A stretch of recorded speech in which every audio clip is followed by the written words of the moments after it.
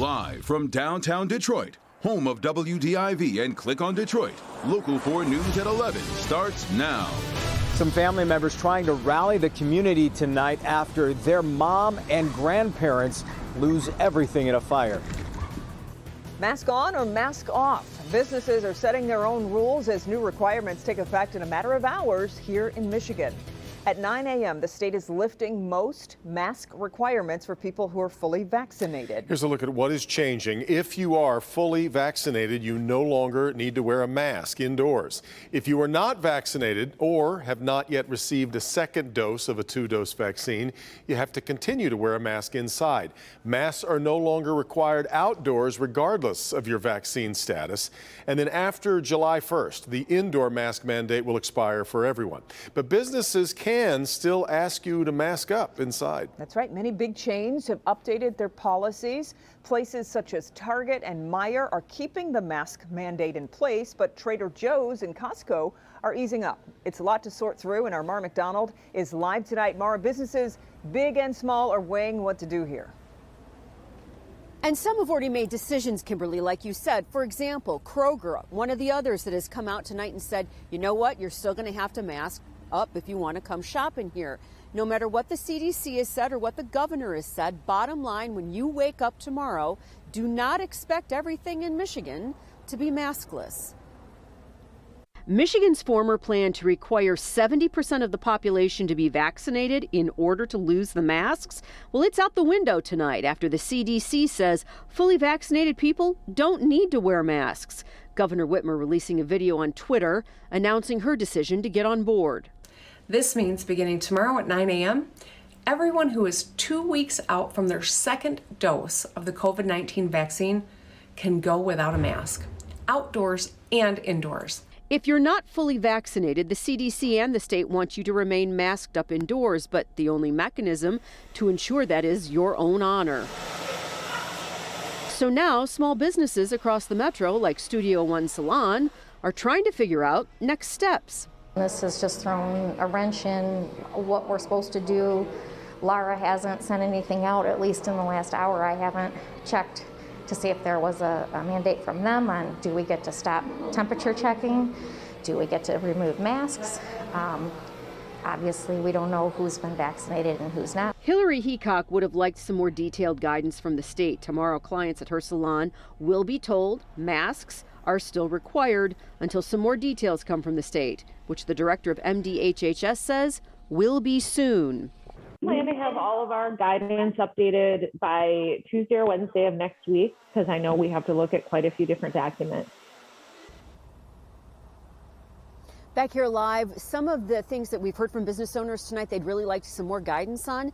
Density. Can they allow more people in their salons, restaurants, stores? Do they still have to do temperature checks? State says that's going to be coming hopefully by the first part of next week.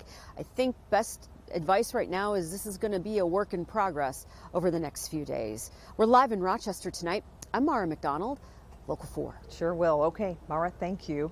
Well, as of today, 55.7% of Michiganders 16 and older have gotten at least one dose of the COVID vaccine. New infections continue to slow.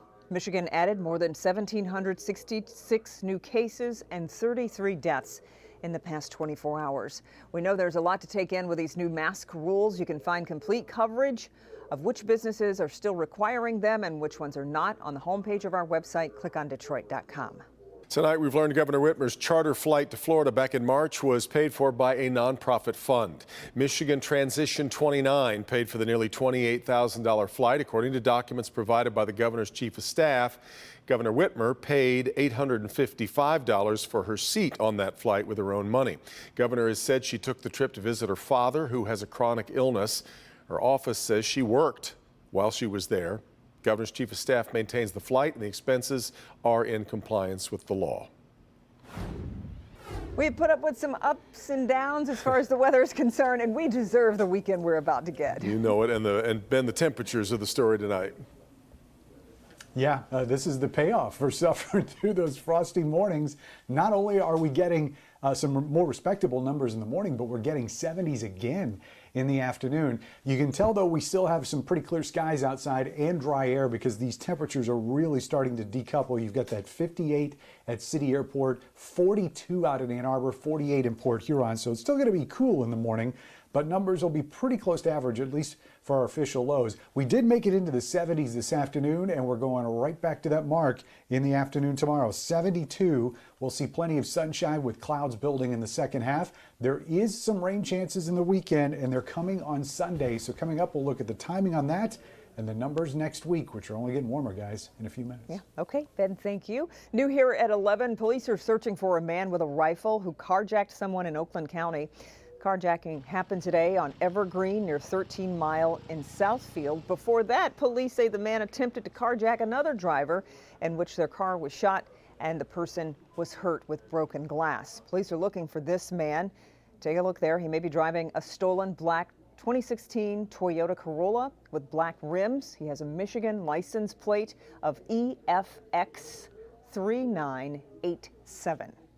The Oakland County prosecutor is launching an investigation into a former assistant prosecutor and the handling of a murder conviction. Yeah, Juwan Deering is serving a life sentence accused of setting a fire that killed 5 children in Royal Oak Township back in the year 2000.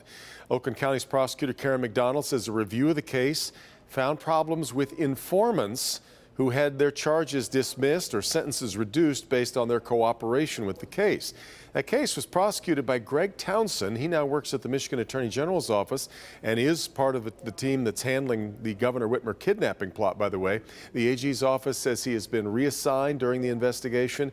The Innocence Clinic at the University of Michigan Law School is trying to get Deering a new trial. Tonight, the community rallied around a family that lost everything in a fire. It happened up north, but their ties to Metro Detroit are strong. Jason Colthorpe is live tonight as a fundraiser was held to get them back on their feet. Jason. Hi, good evening, Kim. And I like to think of this story as kind of a role reversal. Their mom and their grandparents, they lost everything in this fire. They barely got out with their lives. Now the children are leading the way to make sure they get back on their feet.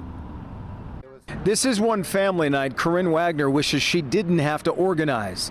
A fire in April at her family's home up north in Harrisville was devastating. Really hard to wrap our minds around it because we've been going to that house since we were little girls, and the house isn't there now, and all the memories are gone, and all the pictures, everything. It can't be replaced. It was Corinne and Courtney's grandparents' home, and their mom was there too, helping take care of them. The fire nearly took all 3 with the house. Their mom, Kim, had to jump out of a window. The whole house was just filled with smoke. There's no way that she could walk out, so she said the only thing that she was really able to grab was her phone and her puppy. She had to break the window and climb out. Their grandmother also suffered serious burns. She was on life support for 3 weeks. Now that things have calmed down, the children have become parents in a way. We've had friends, family members, strangers donate clothes, coffee pots, shoes, coats. Corinne organized a GoFundMe, a donation drive, and a fundraiser Friday night at Dooley's in Shelby Township, where she worked with her mom. It was really tough to see that and to see, our family like that. It was difficult. So something in me just automatically was like, this is what I'm doing. And she's doing it. You heard Derek in there talk about how she grabbed her puppy and jumped out the window. The puppy was okay, but unfortunately they did lose 2 other dogs in that fire. The grandmother, by the way, back home, getting better. And if you're interested in helping out with that fundraiser, we have all the information with this story at clickondetroit.com. Reporting live tonight, Jason Colthorpe, Local 4. Okay, Jason, thank you. The city of Detroit is promising to make changes after an audit into what goes on at Detroit firehouses. 225 firefighters and medics were interviewed in this review. 40% of firefighters say they have witnessed drinking on the job. Most said they have never seen drug use. It comes after 2 crashes involving members of the department drinking on duty. The city says it will work on a better counseling program to address the issues brought on by work-related stress and trauma. In this instance, which teaches us a valuable lesson, we're going to have to be much more intentional, much more direct in making sure that our women and men know that this peer counseling program is there for them. The audit also recommends the department update leave policies for substance abuse. The changes are expected to be in place this summer. There is another major freeway closure happening this weekend. The orange barrels, in fact, just went up. Southbound I-75 closed in sections from I-696 to I-94. Northbound I-75 closed from 8 Mile up to 696. Freeway closed at 9 tonight. It's expected it will reopen in time for the Monday morning rush. Crews are going to be demolishing bridges and setting beams during the closure over the weekend. Well, this is your final weekend to file your taxes. State and federal returns are due before midnight Monday. The deadline was extended for the second year in a row because of the pandemic. The Michigan Department of Treasury says people who file electronically should expect state returns within 2 weeks. You can still request an extension. Smartphones could be a health hazard for some people. Yeah, the FDA has a new warning about putting that phone near a pacemaker. 2 minutes earlier, I was in trouble. I'm glad I'm an old, slow man. Watch as a woman plows through a gas pump, just missing a gas station attendant. But first, a new estimate on when things will be back to normal after days of panic buying and gasoline shortages across the country.